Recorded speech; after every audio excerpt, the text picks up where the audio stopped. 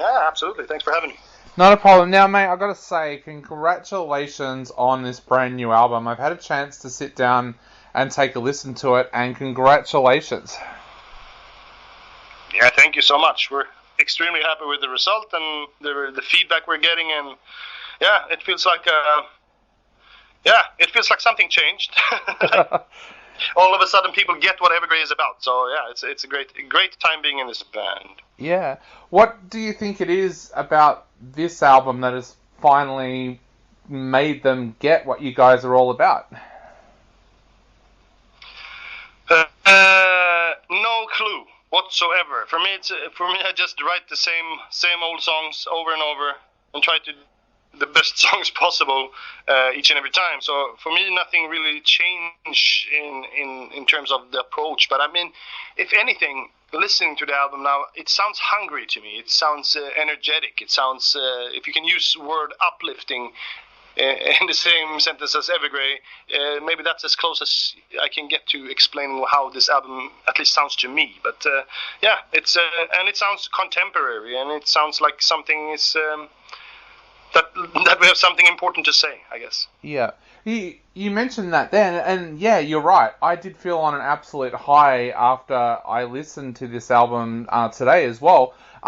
You mentioned feedback there and getting feedback about the album. This far into your career, do you still get really nervous about how an album is going to be received before people are out there listening to it?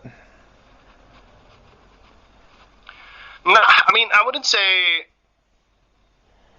nervous. I would say eager. I'm eager to hear what people have to say. I'm hungry to hear about what opinions people have on our guitar playing and our vocals and the songs. And so I mean, that's when you write and record an album, or when we do that, we do that for ourselves first. We're in this world where we write music for ourselves, not at all thinking about how it will be perceived or received or thought of in the end. And then you step out of that bubble, and then oh shit, now we're gonna give it to the rest of the world and see how they react. And yeah, not nervous, but eager. Yeah, hungry. We want to hear what they. Yeah, we want to hear what people have to say, of course. Yeah. Now I know you've said before that you write lyrics to get things out of your system, but there feels like a real freedom with this album. What kind of things were on your mind when you sat down to write the lyrics this time around? I mean, we did a trilogy of albums that lasted from 2013 up until 2019 when the Atlantic was released, I guess. So being in that sort of frame of creativity that we were with the conceptual storyline, I guess it both sort of hindered us in a way to think outside of that, but at the same time it also gave us a huge slab of inspiration, being in this process of the concept. It was safe for us to just write in that concept, and now stepping out of it and not having to paint like a huge Da Vinci painting, instead we get to paint 11 small postcards of stories where we can decide pretty much from day to day where we want to go. That was, as you said, great word is free. I felt free, and I think that also sounds free in a way. So I mean, even though this is outside of the concept, maybe still this is where I am today, and I'm still writing about myself. So in a sense, it's not the fourth album of the trilogy, but it's of course a continuation of where I am in life. Can you give me 1 second? I have to receive a package from DHL. Yep, okay? No problem. I received albums. I guess following on from that, writing away from the concept for the first time in a while, were you still writing personal lyrics during that time? Like, was there times when you wrote something that was to be part of the trilogy, and then other times wrote lyrics that you knew would be used later on because they were so personal? No, I mean we never write stuff and don't use it, So we don't have stuff. We have lots of stuff lying around, but I would say probably like 100 songs but that will never get used because that's sort of the material we have to write in order to get to the great material. Yeah. You know, so it's just music that we have to get out of our systems, and the same goes with the lyrics. You know, no, we don't have stuff lying around at all. Okay, so talk us through a little bit about putting together this album, because this was put together when the world was in lockdown. Like, we're still in lockdown here at the moment. We're back into our third lockdown. What was it like trying to put together an album when different countries were in and out of lockdown all the time? Yeah, for us it was maybe one of the first time where we were really lucky, because we already scheduled this album recording going on from February to October, which is pretty much exactly when the pandemic hit. So for us, we had already written the material.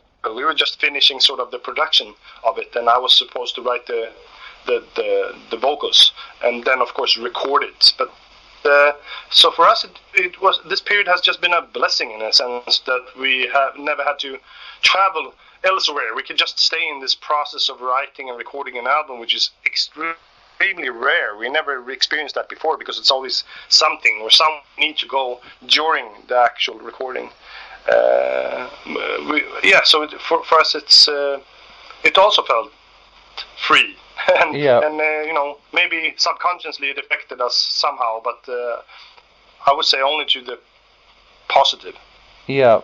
Does it feel strange now that you have an album coming out and you're not about to embark on a tour? Because that's normally the cycle that every band goes through. Does that feel kind of strange for you that might still be a little way off at the moment?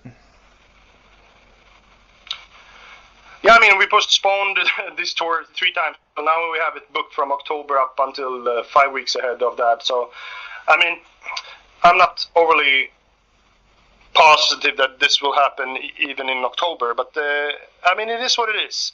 We can't really affect what's going on in the world. The most important thing is, of course, that we get rid of this pandemic so we can start to go back to a life that we somewhat know, at least. I think there will for sure be a before and after this pandemic, and at the same time, I feel excited to see where mankind will go after this, you know, because it's going to be a challenge for sure. Yeah. How does it look there for you at the moment? Are you safe, and what are the COVID numbers like there? Because I mentioned that we're back in lockdown for 5 days, but realistically we only have 20 cases of COVID in the community at the moment. So what is it like for you there at the moment? I think, I don't know. I mean, I live out by the west coast of Sweden, out exactly in the coastal area, very secluded if I want to be. I can walk around for 2 weeks and don't meet the person here. So for me, it's okay. But for the country as a whole, we have had I think we're up to like 13,000 deaths or something over a population of 10 million. So it's not great. No. And it's I'm more worried about what's going to be the after effects of this, you know, psychologically and for people and kids growing up in a world where fear of death is becoming a reality. And and also the economic side of it as well. I know for us here, we came out of 8 months solid lockdown, and I walk down streets now in my city that were once bustling shopping precincts with cafes and restaurants, and they're all gone. It's like a ghost town. Yeah. I mean, yeah, it's ridiculous. It's weird that we are in this position. Actually, it's hard that it's reality, to be honest. Yeah. So I'm bringing it back to the album. I wanted to talk a little bit about the title, Escape of the Phoenix. The Phoenix is a creature that's always meant a lot to me. It's my company's logo. Tell us a little bit about what fascinated you about the Phoenix and why you chose Escape of the Phoenix for the name of the album.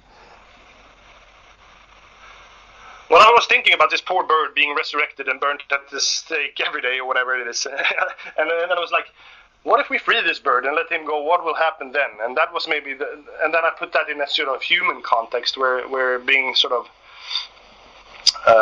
condemned to something resemble parts of your life. You know, when you feel you're stuck in a period where you don't go anywhere really. And that was easy as that. And that's what I told my artwork guy. Hey, dude, I was thinking this. What do you see? And then he put instead of making it a bird, it's actually a man on the cover with wings. So it was just a play with words that came out great, I think. Yeah. Now, I know we are running out of time very quickly, so I've got two quick questions to end with. The first one is, you mentioned that you're not going on tour until October, maybe.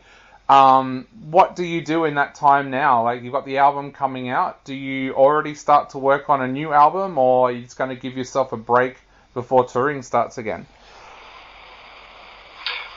Well, I'm constantly creative. I write for other people. I write for computer games. I also have another band called Silent Skies, where it's a duo with me and an American piano player called Vikram Shankar.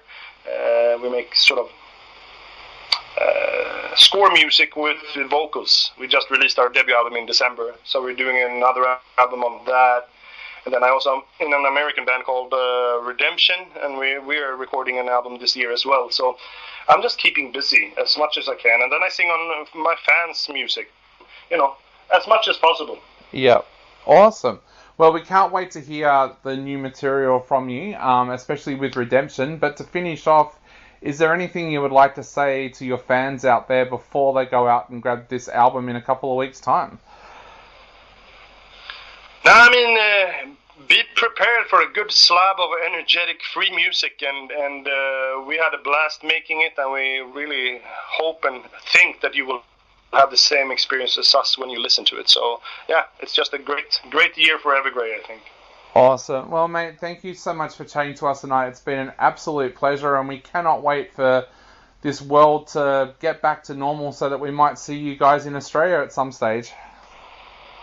Yeah, it's about that time, right? Yeah. Absolutely. We'd love to. All right, mate. I'll let you go. Have a great day, but we'll talk again soon. Thank you. Awesome. Back at you. Bye.